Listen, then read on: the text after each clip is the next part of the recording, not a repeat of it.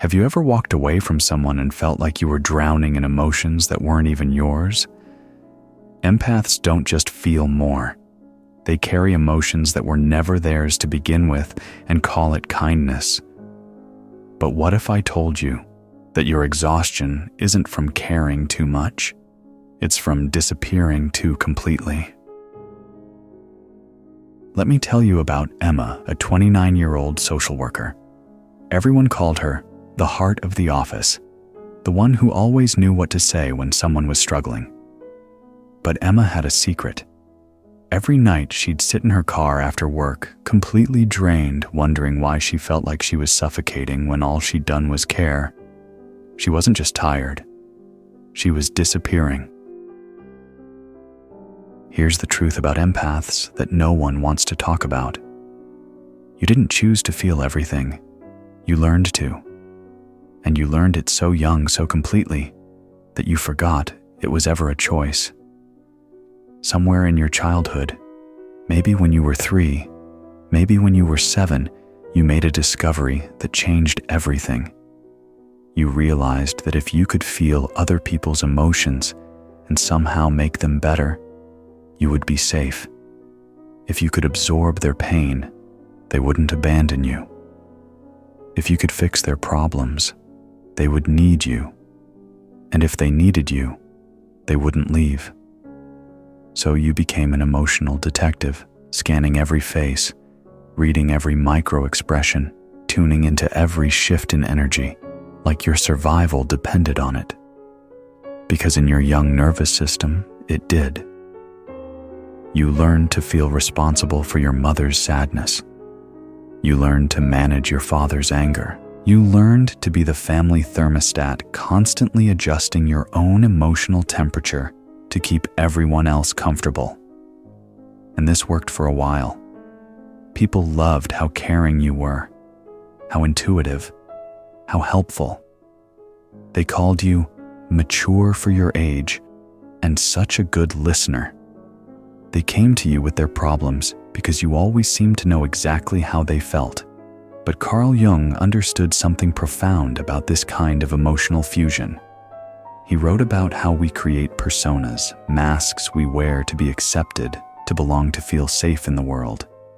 But for empaths, the mask becomes something far more dangerous. It becomes a cage. Your persona became the one who feels everything, the one who cares, the one who helps, the one who never says no. And slowly, without even realizing it, you forgot that underneath this persona was a real person with real needs, real boundaries, real desires that had nothing to do with anyone else. You became so skilled at reading everyone else's emotional landscape that you lost track of your own. You can tell when your friend is anxious from across the room, but you have no idea what you're feeling until you're completely overwhelmed. You know exactly what your partner needs when they're upset, but you can't remember the last time you asked yourself what you need. This is what happens when empathy becomes survival instead of choice. You don't just feel with others, you disappear into them. You don't just understand their pain, you become their pain. You don't just offer support, you become the foundation they stand on, and you forget that you need solid ground too. Think about this. When was the last time you felt angry without immediately trying to understand why the other person acted the way they did? When did you last feel hurt without instantly making excuses for whoever hurt you? When did you last have a need without first checking if it would inconvenience anyone else? The Carl Jung Shadow, that part of ourselves. We push away, deny, or hide for empaths. It's often our own selfhood, our right to have boundaries, our right to feel our own feelings without immediately caretaking everyone else's, our right to exist as a separate person with our own inner world. You've been taught that having needs makes you selfish, that protecting your energy makes you cold, that saying no makes you a bad person. So you split yourself in two: the giving self that everyone loves and the exhausted self that no one sees. The giving self shows up to every crisis, every drama, every emotional emergency. The exhausted self collapses in private, wondering why you can't seem to help yourself the way you help everyone else. The giving self absorbs everyone's stress like it's your job to carry it. The exhausted self cries alone, overwhelmed by emotions you can't even identify as your own. The giving self says, "Of course I can help," even when you're already drowning. The exhausted self screams silently, "What about me? When do I get to be the one who's taken care of?"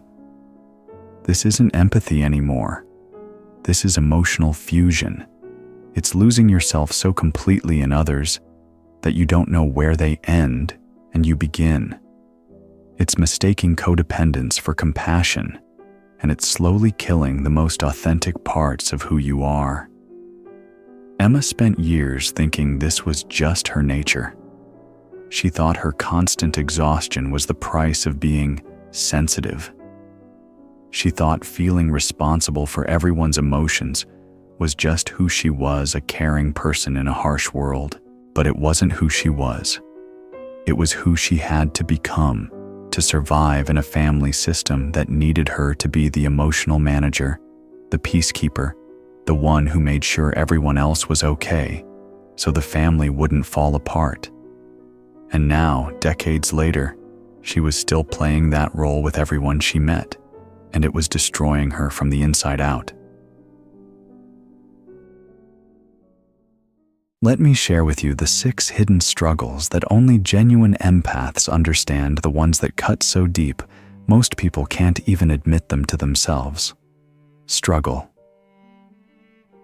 You feel guilty when you set boundaries, like you're committing a crime against love itself. This isn't just discomfort with saying no. This is your entire nervous system revolting against the idea of protecting yourself. You say, "I can't take on that project right now," and immediately your chest tightens, your stomach drops, and a voice in your head starts screaming that you're selfish, mean, uncaring. Here's what's really happening. Your nervous system has been programmed to believe that other people's needs are more important than your own. When you try to protect your energy, your body responds as if you're doing something dangerous, something that might lead to abandonment. Jessica, a 32-year-old pediatric nurse, told me she literally felt nauseous every time she couldn't work an extra shift, even when she was already working 60 hours a week. Even when her own children barely saw her. Even when she was so exhausted, she could barely function. The guilt was so intense, it felt like physical punishment.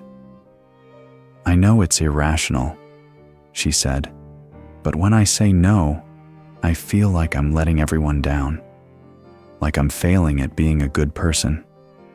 Like maybe I don't actually care as much as I thought I did." This is the shadow speaking, the part of you that learned early that your worth was measured by your usefulness, your lovability, by your availability. Struggle 2. You feel other people's emotions as if they were your own, but when you need support, the world goes silent. This is perhaps the loneliest aspect of being an empath. You have this supernatural ability to sense when someone is struggling. You can feel your friend's anxiety like electricity in your chest.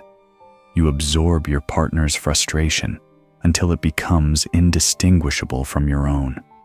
You walk into a room and immediately know who's hiding pain behind their smile. But when you're the one falling apart, when you're the one who needs someone to see through your "I'm fine" mask, crickets. It's not that people don't care about you. It's that most people haven't developed the same emotional radar you have. They can't feel your pain radiating through your careful composure. They take your "I'm okay" at face value because they don't have the ability to sense the storm raging underneath. And somehow, this feels like abandonment, even when it isn't. You find yourself thinking, if they really loved me, they would just know. but they don't know because they're not you. They haven't spent their entire lives becoming experts at reading between the lines. Marcus, a 34-year-old high school teacher, described it perfectly. I can tell when one of my students is having problems at home just by the way they walk into my classroom. But when I was going through my divorce, I had to explicitly tell people I was struggling. And even then they'd say things like, "But you seem so strong," or "You're handling it so well." I wanted to scream, "I'm dying inside, can't you see that?" Struggle 3. You're exhausted and you can't explain why because nothing happened to you. Someone asks what you did today and you realize that on paper, nothing overwhelming occurred. No crisis, no drama, no emergency. Maybe you had a normal day at work, a regular conversation with a friend, a typical family dinner. But you're exhausted, not tired, exhausted. Bone deep, soul level, can barely keep your eyes open, exhausted. This is energetic depletion, and it's real even though it's invisible. You've been unconsciously managing everyone's emotional temperature all day long. You've been scanning, adjusting, absorbing, buffering. You've been the emotional shock absorber for every interaction, every relationship, every space you entered. It's like being a translator who's been working all day, except instead of translating languages, you've been translating emotions. Instead of words, you've been processing feelings. And just like any other kind of work, it's exhausting. But because this work is invisible, you can't explain it. You can't point to a specific task and say, "This is why I'm tired." So you start to think, maybe you're just weak. Maybe you're making it up. Maybe everyone else is just stronger than you. The truth is, you've been doing emotional labor that most people aren't even aware exists. Struggle 4. You know when someone is not okay, even when they're performing happiness perfectly. Your intuition is like a radio that's constantly picking up signals. Someone can be laughing at all the right moments, engaging in conversation, appearing completely fine to everyone else. But every cell in your body knows they're barely holding it together. This sounds like a superpower, doesn't it? But it's also a burden that never lifts. You're carrying information you were never meant to have. You're seeing through masks that were never meant to be transparent. You know secrets that were never shared with you. And the worst part, you feel responsible for doing something about what you sense. You can't just notice that someone is struggling and let it go. You feel compelled to help, to fix, to make it better, even when no one asked you to. Rachel, a 28-year-old marketing coordinator, described walking into her office one morning and immediately knowing her boss was upset about something, even though he was acting completely normal. She spent the entire day walking on eggshells trying to manage his mood, adjusting her own behavior to compensate for the tension she could feel, but that no one else seemed to notice. Later, I found out he'd had a huge fight with his wife that morning, she told me. But why was that my responsibility? Why did I absorb his emotional state and make it my problem to solve and struggle? 5. You feel responsible for other people's emotions as if their feelings are somehow your fault or your job to fix. When someone you care about is upset, you don't just feel empathy. You feel responsible. Their sadness becomes evidence of your failure. Their anger becomes something you must have caused. Their disappointment becomes your fault, even when you've done nothing wrong. This is what therapists call emotional over-responsibility, and it's exhausting. You're not just managing your own emotional world, you're trying to manage everyone else's too. You're constantly scanning for signs of distress and immediately jumping into problem-solving mode, even when the problem isn't yours to solve. Carl Jung's work on shadow projection helps us understand this pattern. Often we're trying to heal in others what we can't heal in ourselves. We become hyper-focused on managing their emotions because we feel so powerless over our own. David, a 31-year-old therapist, realized he couldn't tolerate seeing his clients in pain because their suffering triggered his own unresolved trauma. He was trying to fix them as a way of avoiding his own need for healing. "I thought I was being compassionate," he said, "but I was actually being controlling. I couldn't let them have their own experience because it was too threatening to my sense of stability." Struggle 6. You don't know who you are when no one needs you. This is the most devastating realization of all. You've spent so long being the helper, the healer, the one everyone turns to, that in quiet moments when no crisis needs managing, when no one is asking for your help, you feel completely lost. Who are you when you're not rescuing someone? What do you want when no one else's wants are drowning out your own voice? What do you feel when you're not busy feeling for everyone else? The silence is terrifying because it reveals a truth you've been running from. Somewhere along the way, you abandoned yourself completely to take care of everyone else. You've been so busy being what others needed that you forgot to become who you actually are. Emma described this realization as the most painful moment of her healing journey. "I was sitting alone in my apartment on a Saturday morning, and for the first time in years, no one needed anything from me. My phone wasn't ringing. No one was texting me with problems. There were no crises to manage, and I realized I had absolutely no idea what to do with myself.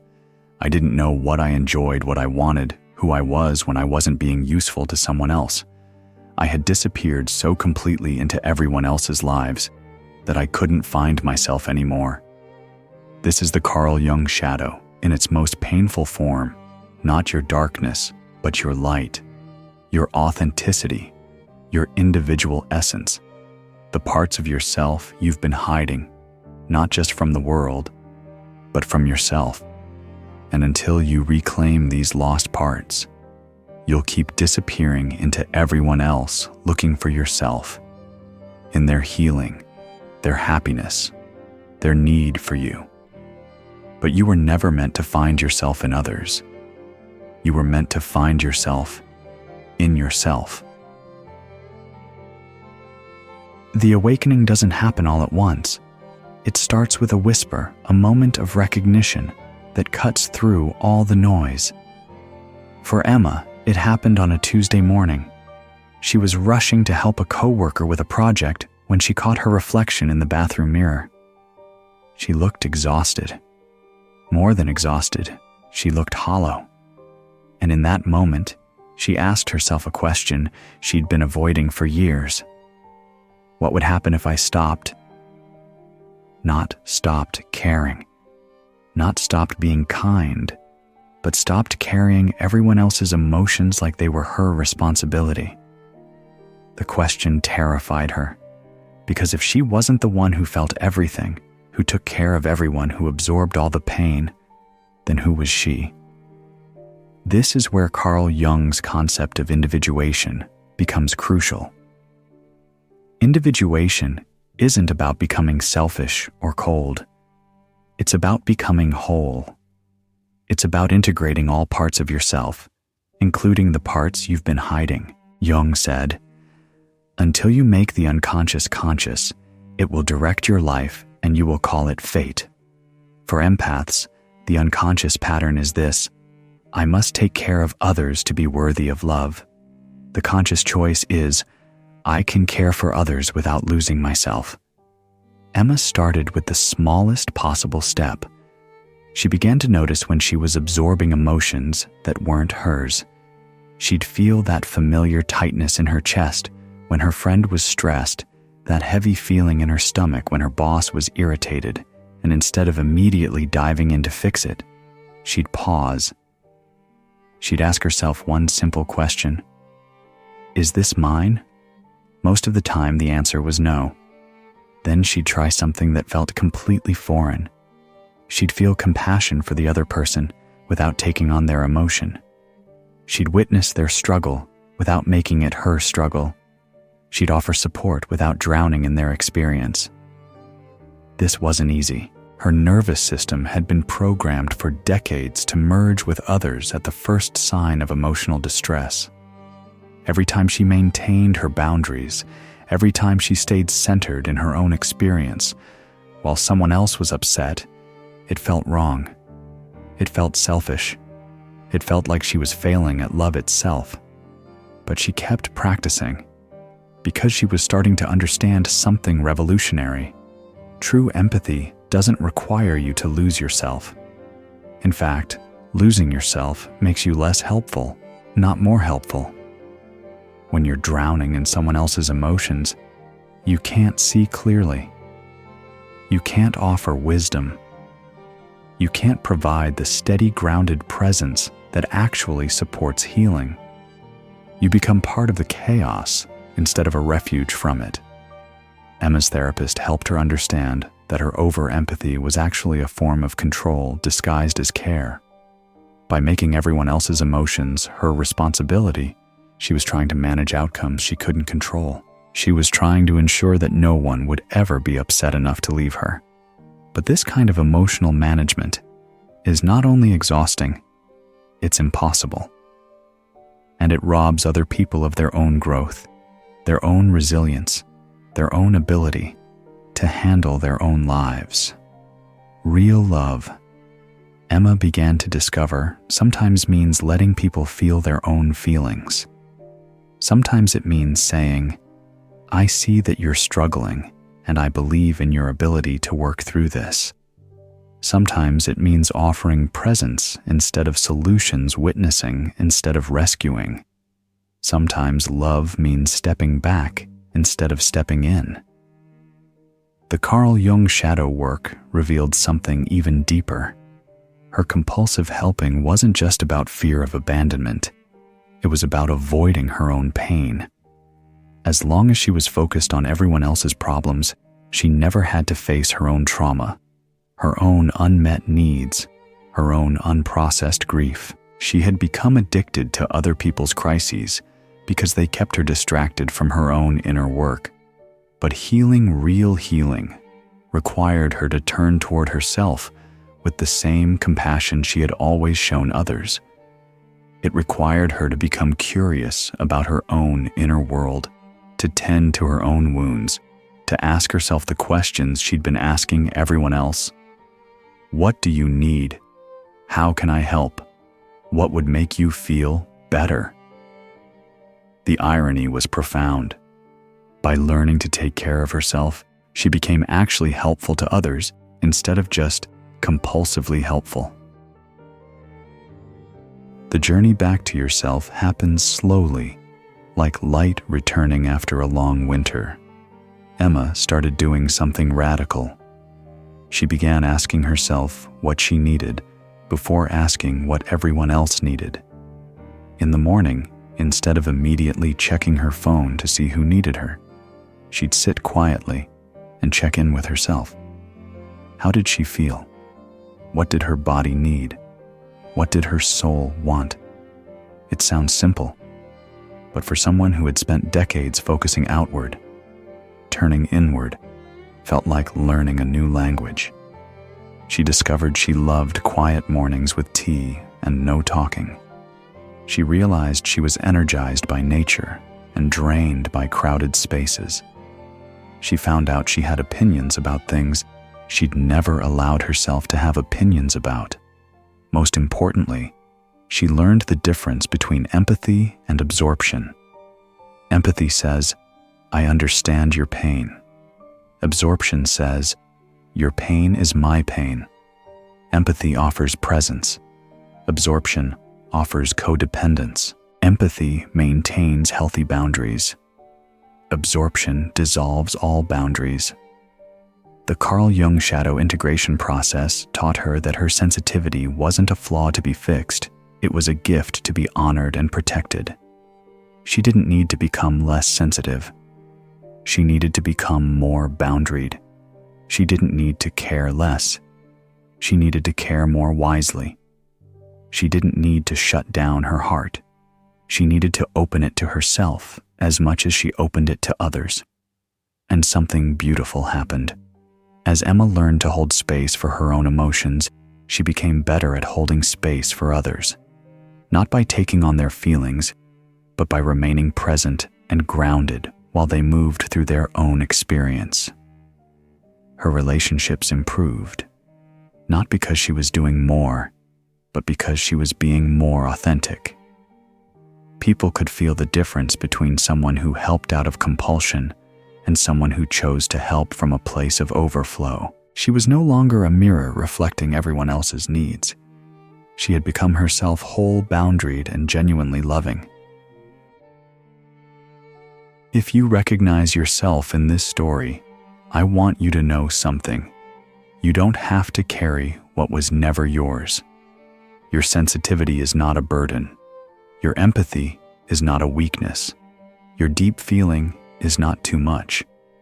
But somewhere along the way, you learned to give yourself away to earn love.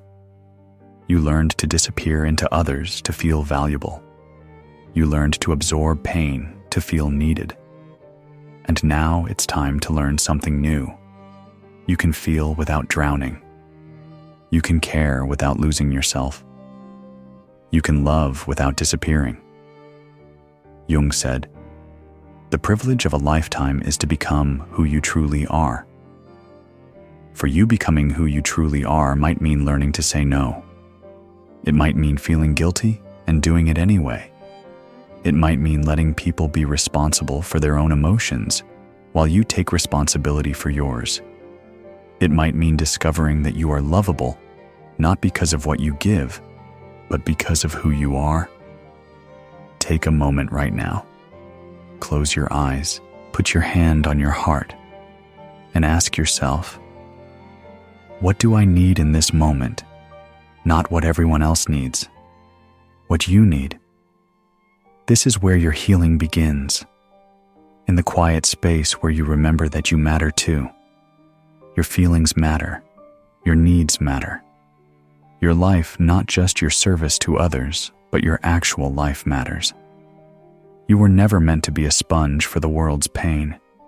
You were meant to be a light hole, boundaried and shining with your own authentic energy. The world doesn't need you to disappear into everyone else. The world needs you to be courageously, completely yourself. If this resonated with you, take a moment to like this video and let me know in the comments. What's one boundary you're ready to set? What's one way you're ready to honor your own needs? Your journey back to yourself starts now.